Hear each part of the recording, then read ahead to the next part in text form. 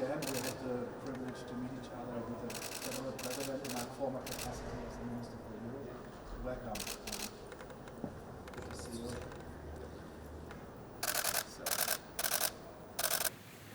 My colleague from the SPD. Hi, okay, please take your seat.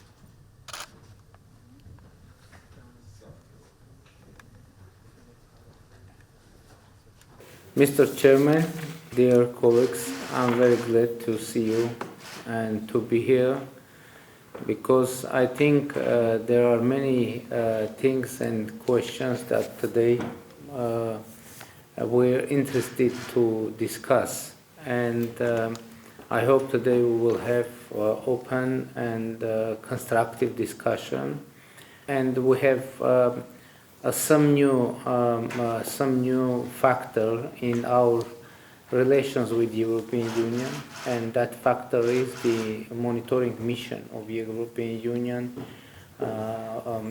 alongside of the Armenia-Azerbaijan state border. And I would like first of all to thank the European Union for making this decision.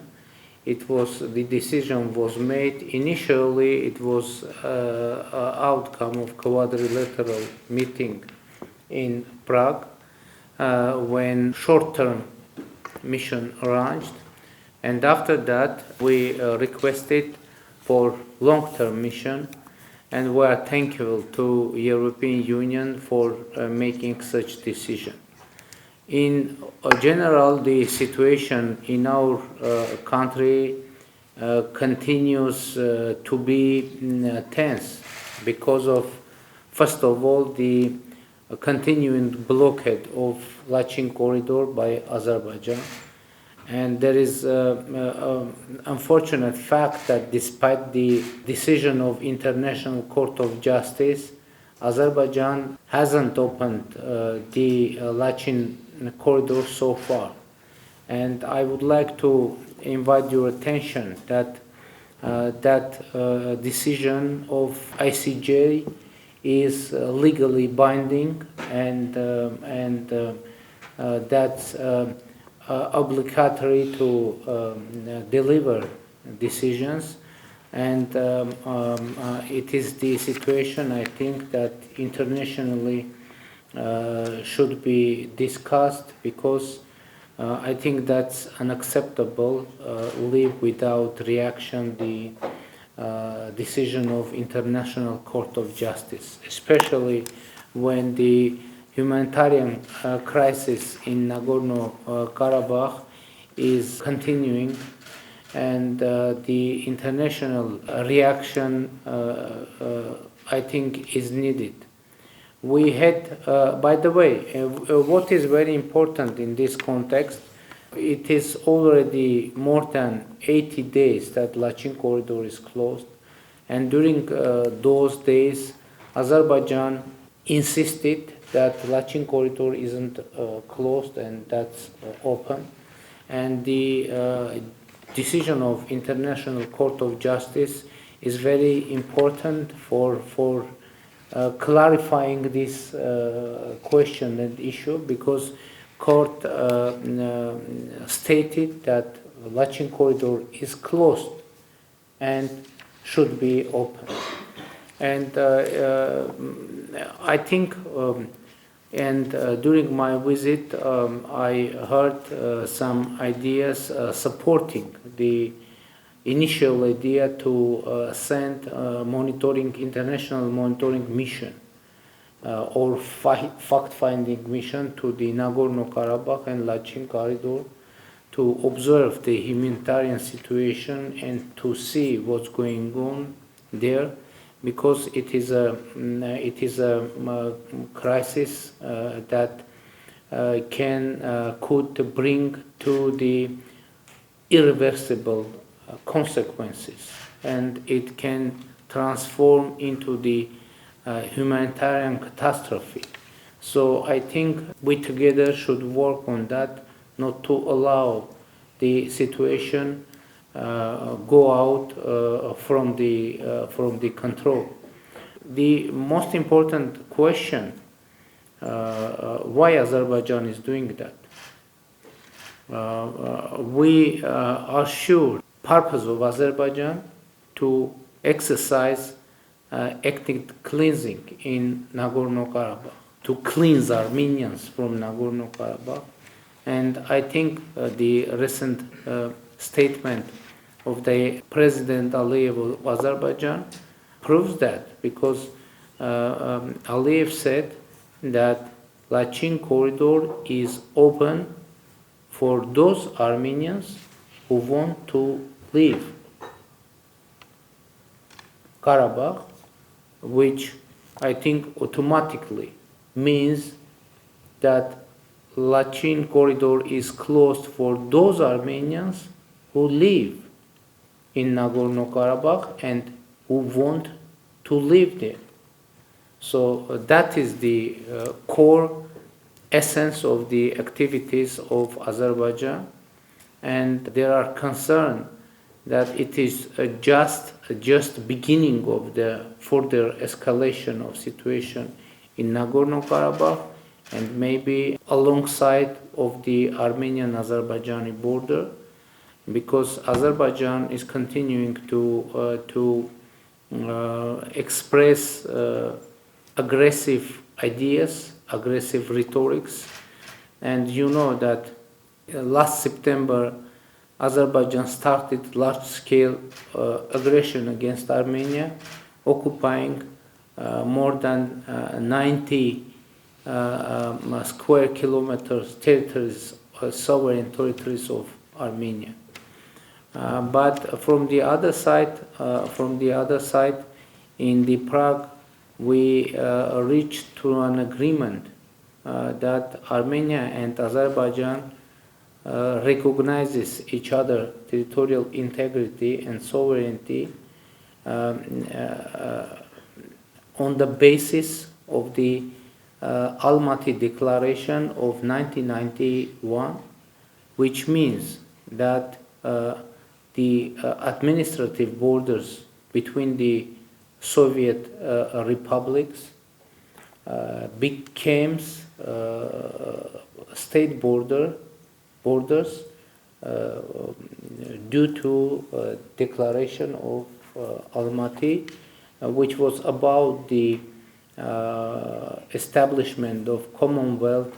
It was actually about the destruction of the Soviet Union and transferring it into the Commonwealth of independent states, and the all, not all, but 13 former Soviet Union countries agreed that the administrative borders are transforming into state borders. But despite that, by the way, we agreed in Prague as well that our delimitation process of the border between Armenia and Azerbaijan will be based on the Almaty, the same agreement. And the surprise was that after that, President of Azerbaijan declared that the demarcation should based on the historic maps. And you know, it's very difficult to explain what does it mean, historic maps.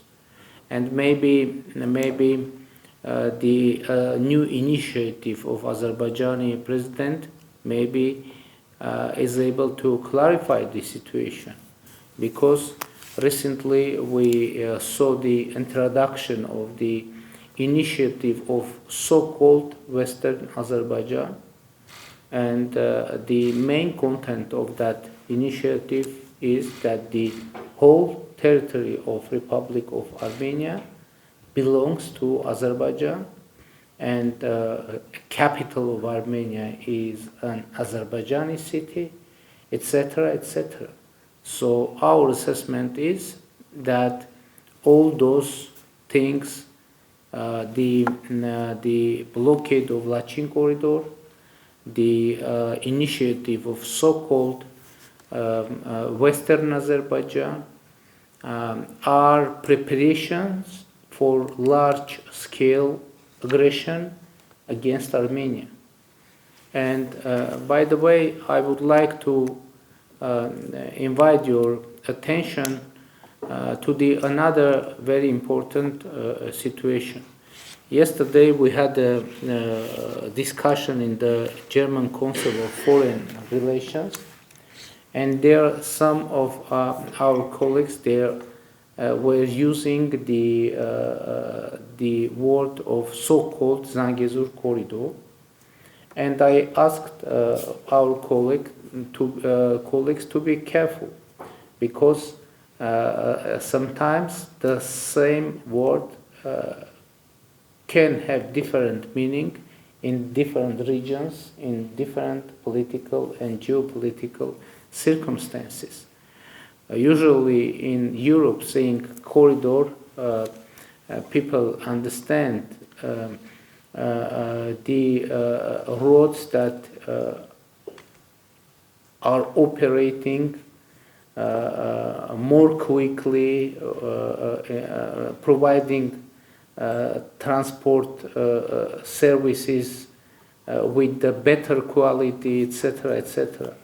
But our situation is that we have legally agreed provision on corridor in our trilateral statement from 9 November of 2020. It's trilateral, Azerbaijan, Russia, Armenia, and it ended the war in Nagorno-Karabakh. So we have there only one provision on corridor, and that is Lachin corridor, which is now blocked. And Lachin corridor established for providing connectivity between Nagorno-Karabakh and Armenia. And the Lachin corridor isn't just a road. It is a security zone with the width of the 5 kilometer, and the provision is that Lachin corridor should be out of control of Azerbaijan and should be under control of Russian peacekeepers. So from the other side, or in the same statement, we have point 9. It's about the opening of all transport and economic communications of our region. And yes, we have their provision that Armenia should provide connectivity between Azerbaijan, eastern part Azerbaijan, and Nakhchivani Autonomous Republic, but there is no provision that those roads should be out of control of Republic of Armenia. And this road should be operated in the context of the connectivity, opening the roads, railways of our region. And I should say that Armenia is ready, even today, even tomorrow morning, open all communications. But Azerbaijan, every time when we are trying to do that, Azerbaijan says that those roads shouldn't be under control and under legislation of Armenia, which is totally unacceptable for us. And recently, Azerbaijani president publicly accepted that there is no any provision on so-called Zangezur corridor in trilateral statement, and it was he that incorporated such term into the narrative of regional connectivity. The problem is how that is possible to incorporate something into trilateral statement unilaterally. That's total absurd. So I would like not to use that expression, because that would mean the support of the Azerbaijani territorial claims against Armenia. But from the other side, one more time, I confirm that we are ready to open, and moreover, we, I think, more than six months, we have draft of government decision on opening checkpoints, 3 checkpoints on the Armenia-Azerbaijani border for communication. But every time when we are trying to adopt that decision, Azerbaijani side raising a huge noise connected with that, saying that why they are going to open checkpoints in near our border without checking or arranging that with us. That is the overall situation, but I think we should be concentrated on the peace agenda. As you know, our government has taken responsibility for the peace agenda, and personally me, I am devoted to peace agenda and democracy, because I believe that democracy and peace are supportive each other, and as democracy is strategy for us, we are interested in having peace for developing further democracy in our country, economy, and freedom. That is overall assessment of the situation, and I will answer to your questions with pleasure. Thank you.